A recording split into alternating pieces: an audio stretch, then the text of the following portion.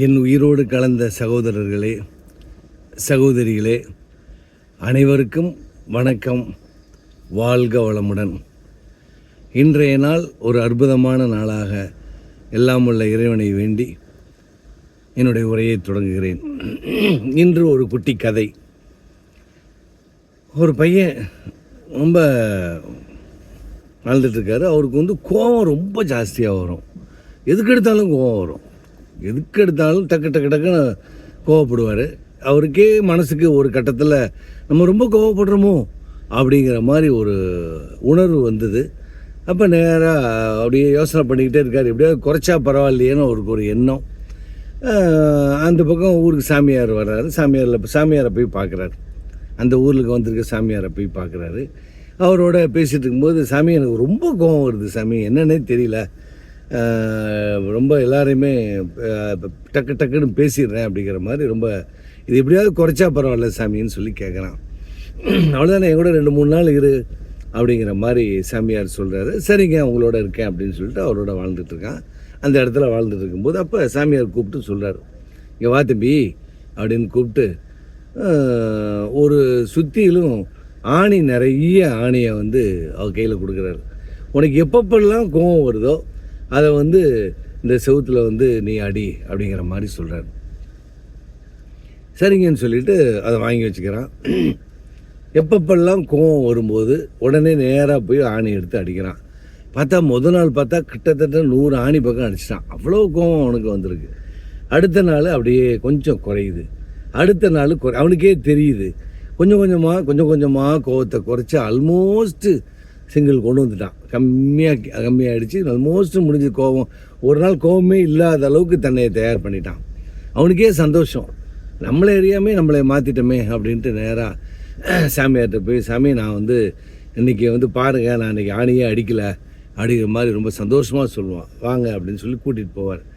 கூட்டிகிட்டு போய் எல்லாத்தையும் பார்த்துட்டு, சரி ரைட், நீ என்ன பண்ணுற, இந்த அடித்த ஆணியெல்லாம் கொஞ்சம் பிடுங்கிடு அப்படிங்கிற மாதிரி சொல்லுவார். எல்லா ஆணையும் பிடிங்கிட்டு மறுபடியும் சாமியாரை பார்ப்பான். சாமியார் அவனை கூட்டிகிட்டு போவார். கூட்டிகிட்டு போய் அந்த இடத்த பார்ப்பார். பார்த்துட்டு அப்போ சொல்லுவார், எப்பா நீ கோபம் வந்தது, கோபத்தை பூரா நீ குறைச்சிட்ட, ரொம்ப சந்தோஷம். அந்த கோபம் வரும்போதெல்லாம் ஆணி அடித்த, இப்போ அந்த ஆணையெல்லாம் பிடுங்கிட்ட, ரொம்ப உண்மையிலேயே ரொம்ப பாராட்டுக்குரியது. ஆனால் உத்து பாரு, அந்த பக்கம் செவுறு எப்படி இருக்குது பாரு அப்படிம்பாரு. எங்கே பார்த்தாலும் குழியாகவே இருக்குது சாமி அப்படிங்கிற மாதிரி சொல்லுவான். நீ கோபம் குறைஞ்சிருச்சு, ஆனால் நீ கோபத்தினால பேசின வார்த்தைகள் இருக்குல்ல, அதுதான் இதனுடைய பாதிப்பு, பார்த்துக்க. ஏன்னா கோபத்தில் பேசக்கூடிய வார்த்தைகள் அது அழியவே அழியாது, அது என்றைக்குமே இருக்கும். நம்ம விளையாட்டாக நினைக்கிறோம், வார்த்தையை விட்டுறோம், அது எல்லாரையும் ரொம்ப பாதிக்கும். அதனால் அவனுடைய பாதிப்பை புரிஞ்சுக்க தம்பி அப்படின்னு சொல்லுவாரான்.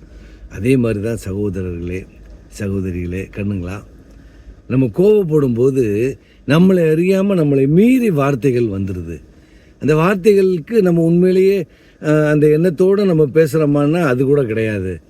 ஆனால் அந்த வார்த்தைகள் போயிடுச்சுன்னா அவங்க என்ன பார்ப்பாங்கன்னா, அந்த வார்த்தையோட அர்த்தத்தை புரிஞ்சு, நீ அந்தளவுக்கு என்னை தப்பாக நினைக்கிறியா, என்னை அவ்வளோ எண்ணங்கள் என் மேலே வச்சுருக்கியா அப்படிங்கிற ஒரு வழி நம்மளை சுற்றி இருக்க எல்லாருக்குமே இருக்கும்.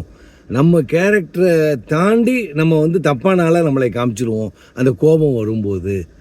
அதனால் கோபம் அப்படிங்கிறது ரொம்ப ரொம்ப ஆபத்தானது. உன்னுடைய முதல் எதிரியே உன்னுடைய கோபம்தான். அதனால தான் அடிக்கடி சொல்வேன், கோபம் அந்த இடத்த விட்டு தள்ளி போயிடுவோம். தள்ளி போனாவே அந்த வேகம் அடங்கிடும். என்ன நம்ம தோற்று போயிட்டோம் அப்படிங்கிற மாதிரி ஒரு உணர்வு வரும், அவ்வளோதான். அந்த உணர்வு கொஞ்சம் நேரத்தில் அடங்கிடும். அதுக்கப்புறம் எது உண்மையோ அது வெளியில் வந்தே தீரும். அப்போ நம்ம ஜெயிப்போம். பொறுமையாக இருந்தால் வெற்றி வரும். அதனால் கோபம் வந்தால் எப்போவுமே தள்ளி போட்டுருங்க. தள்ளி போட்டால் மட்டும் போதுமா? வேறு ஒன்றும் இல்லை. யார் நம்ம மேலே கோபப்படுறாங்களோ அவங்கள மன்னிச்சு விட்டுருங்க. போ கழுது, அவ்வளோதான். அவர் புரியாமல் பேசுகிறாரு, இன்றைக்கி பேசுகிறாரு, நாளைக்கு என்னைக்குனாலும் உண்மை தெரியும், அப்போ நம்மக்கிட்ட வருவார் அப்படிங்கிற ஒரு உணர்வை உருவாக்கி, கோபம் வந்தால் மன்னிக்க கற்றுக்கொள்ளுங்கள். வாழ்க்கை அற்புதமாக இருக்கும். வணக்கம்.